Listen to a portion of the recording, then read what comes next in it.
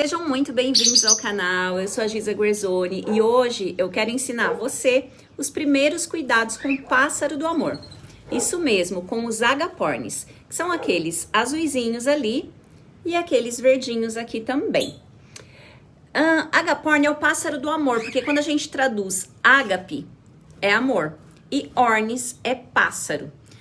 Ele é um pássaro extremamente afetuoso, mas também muito enérgico, tá? Independente se é gaiola, cativeiro, viveiro, onde você colocar o bichinho, pode estar lá no habitat dele, muita energia, e ele pode chegar aí até uns 18 anos. Então ele é um pássaro ideal para você ter como mascote da sua família, porque realmente ele vai passar um longo tempo com você. Eles são muito barulhentos, tá? Então, se você gosta de silêncio, de tranquilidade, pega um peixe. Eles são barulhentos, tá bom? E gostam também de destruir um pouquinho, porque aqui nesse viveiro tinha muita planta, mas os passarinhos comeram tudo. Então, fiquem atentos a esses detalhes antes de você tomar essa decisão. Quando eu falo em agapornis, é importante destacar que eu não estou falando de uma única espécie. Aqui mesmo no viveiro, ó, esses azuis são uma espécie e os verdes são outras, tá? Então, quando você pesquisar, é importante saber isso. E se você for adquirir um casal, é importante que ele seja sempre da mesma espécie, porque senão você vai ter um híbrido aí, você não vai conseguir reproduzir. Agora, independente de qual espécie você escolha, eles são bastante barulhentos, tá? Não tem agapornis silencioso.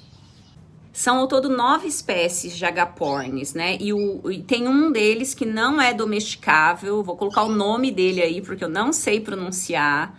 Ele é selvagem, ele fica lá no habitat dele, ninguém consegue domesticar, até a alimentação dele não dá pra gente ter em casa. Então, uma das espécies não é como essas, tá? Essas são exóticas. E o que é um pássaro exótico? Que ele veio lá de outro país e que, portanto, eu não tenho ele na fauna brasileira. Se eu não tenho na fauna brasileira, eu posso ter ele na minha casa sem problemas com o IBAMA, né? O agapornis, ele é muito resistente, mas mesmo sendo muito resistente, eu, ser humaninho, preciso oferecer para ele uma moradia adequada. Então, se você for criar em gaiola, você vai precisar de uma gaiola grande, espaçosa, você precisa oferecer sempre sementes frescas para ele, e a higiene realmente é fundamental. Aqui em casa eu lavo esse viveiro 3 vezes por semana, ou seja, dá bastante trabalho, visto que esse viveiro é grande. A alimentação do agapornis, ela é composta essencialmente de alpiste, painço, aveia, girassol, mas eu compro essa mistura já pronta. Você vai fazer como você preferir. Eu prefiro comprar prontinha, porque eu acho que já tá tudo balanceado, pensado, sem trabalho. E assim, essa mistura também, ela não é cara, ela gira aí em média de R$12 um quilo. Aqui em casa a gente usa bastante ração para pássaros, porque a gente tem 11, né, e de espécies diferentes. Mas se você for pensar em um agapornis ou um casalzinho, você não vai gastar muito com isso não, tá? Como aqui no viveiro eles têm bastante espaço, eles convivem numa certa harmonia aí com os coleguinhas de outra raça, tá? Mas até a gente chegar a esse resultado aqui, infelizmente, nós tivemos algumas perdas. Então, a minha recomendação é que você crie apenas agapornis aí no seu viveiro ou sua gaiola, porque senão você corre risco de ter mortes. Se você for criar o seu agapornis em gaiola, o que eu particularmente acho um pouco triste, ele vai precisar ficar bastante solto em algum momento para se exercitar, para voar, tá? Então, não adianta você achar que vai colocar o agapornis numa gaiola e ele vai ficar ali alegre e feliz. Não, ele é um bichinho agitado, ó. Eles não param. E isso porque aquela ali que tá naquele ninho, ela tá ali exclusivamente, elas, né? São 2 fêmeas que decidiram dividir o ninho porque elas estão chocando. porque senão elas estariam aqui terríveis, terríveis, terríveis. Tanto que quando a gente comprou, falaram assim, ah, não compra calopsita não, compra agapornis, que agapornis é mais tranquilo. Não é. Olha aqui, as calopsitinhas aqui, ó, tranquilinhas, quietinhas, só dormem praticamente comparado aos agapornis. Os agapornis realmente, eles são muito, muito energéticos. Tem energia para dar e vender ali, tá? E por que que os azuizinhos estão ali? Porque eles querem de todo jeito ficar provocando os outros verdinhos, tá? Então não estão ali porque estão tranquilos não. De vez em quando a gente tem que vir aqui, tem que separar, tudo isso. Agora, um outro detalhe, agapornis é muito territorialista, tá? Então, cuidado quando você for colocar aves de espécies diferentes juntas. Isso deu muito ruim aqui em casa em alguns momentos. E assim, não tô dizendo só de outras espécies como a calopsita e o canário que convive aqui. Entre eles mesmo, agapornis com agapornis. O ideal é você introduzir eles no mesmo ambiente quando eles são bem pequenininhos, porque depois que eles já ficam adultos assim, a gente percebe claramente eles marcando o território.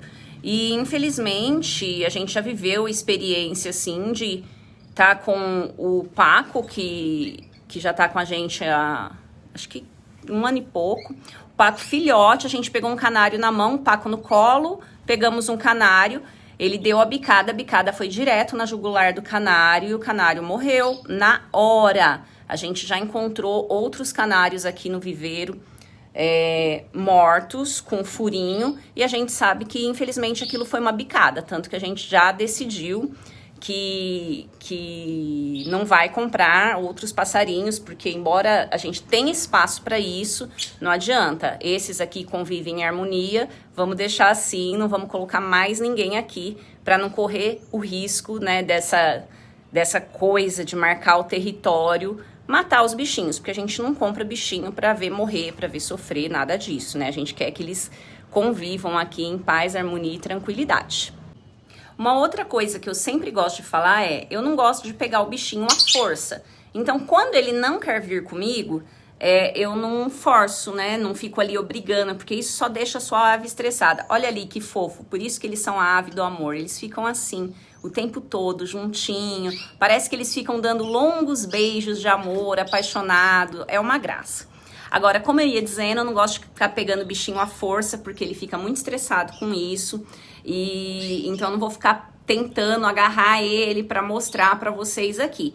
Vou colocar alguns trechinhos de vídeos que eu já tenho de outros momentos dessa interação, né, do pássaro, da ave com a gente, ser humano, tá? Quero reforçar que a criação do agaporni é muito fácil, mas quando eu falo em criação do agaporni é fácil, eu tô falando pra gente que quer ter o bichinho como um petzinho ali. Não tô falando pra ninguém que queira reproduzir, que queira criar pra vender, não é isso, que senão você vai ter que ter um acompanhamento de veterinário, você vai ter que ter um espaço totalmente diferente. Para criar, você vai ter que ter ninho coberto, vai ter que separar na época da cria, aí é uma outra história. Tô falando dessa criação pra gente que tem ali um petzinho, que quer chamar de seu, que olha lá, olha o territorialismo. Quem é que manda, né? É complicado isso aqui, manter isso aqui. Mas voltando, é fácil pra gente que quer ter um filhotinho ali pra dar amor e carinho, tá, gente? Não confundam as coisas. E eu considero fácil porque, assim, colocou a ração certa, deixou a água à disposição, deixou o ambiente limpinho, ele vai ficar ali, ó, na dele. Ele não vai ficar te dando trabalho, não vai ficar te chamando, não vai ficar gritando, não vai... Aliás, gritando ele vai. Não vai ficar querendo a interação com você. Se você interagir com ele, beleza. Se não interagir, beleza também. Vida que segue. Se você assistiu até aqui, muito, muito, muito obrigado. Um grande beijo pra você.